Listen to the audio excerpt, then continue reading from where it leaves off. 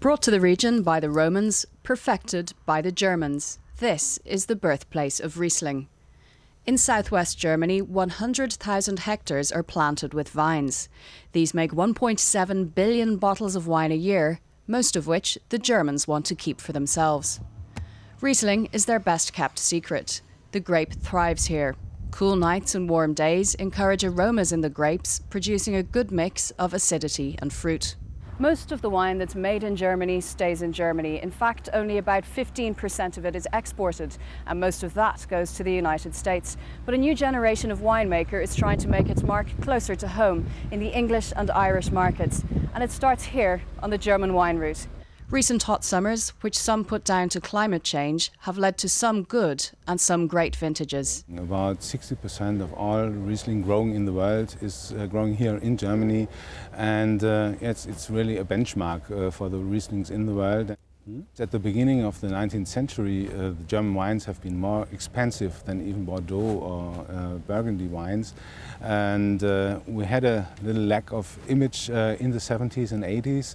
We are now really on a very good way to gaining back market shares in the export markets, and the image is really developing very good too.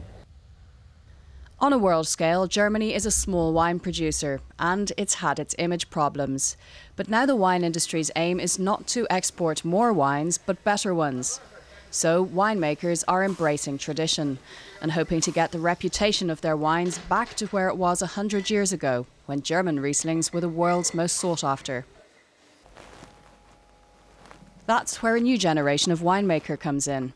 They're ditching stainless steel for traditional oak and expanding drier styles to suit the modern palate. And here at Von Winning, they've been making wine since the 1840s.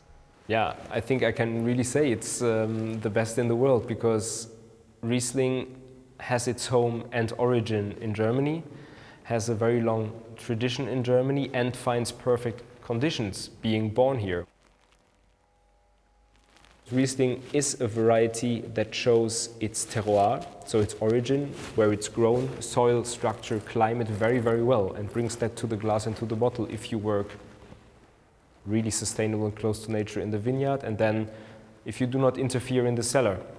And that way there are different versions of Riesling, and you will always recognize a German Riesling by its great balance of great acidity, not too high alcohol, which also is very important, you want to drink the bottle, but large complexity and deepness of aroma, saltiness, minerality, structure, fruit, so everything that a wine lover wishes for. Langen Morgen, Kalkofen, Kieselberg, Herrgottsacke. I'm looking for. I don't think we ordered any Herrgottsacke, but certainly Paradise Garden we have. Maushöhle is another one that I'm really looking forward to. At the moment, only 1% of German wine exports are to Ireland, but there's growing demand, especially at the premium end of the market, where earlier winemaking mistakes are nearly forgotten. The larger organisations do still exist, but perhaps quite fortunately they still market them under the same names. So if you think of any of those names that you don't particularly associate with high quality and Germany, well then avoid them, and that's fine. A new rake load of German wine producers, as you see here, producing fine quality, dry, as I mentioned before, vineyard driven wines. Great varieties are seeing a lot more sunshine these days and warmth, and we get riper, more full-bodied wines with less and less residual sugar. And German winemakers hope that the new German image will attract new Irish buyers. The perfect future for German wine is a future where the climate change is not too much, where we still are cool climate, and we still have perfect conditions for Riesling.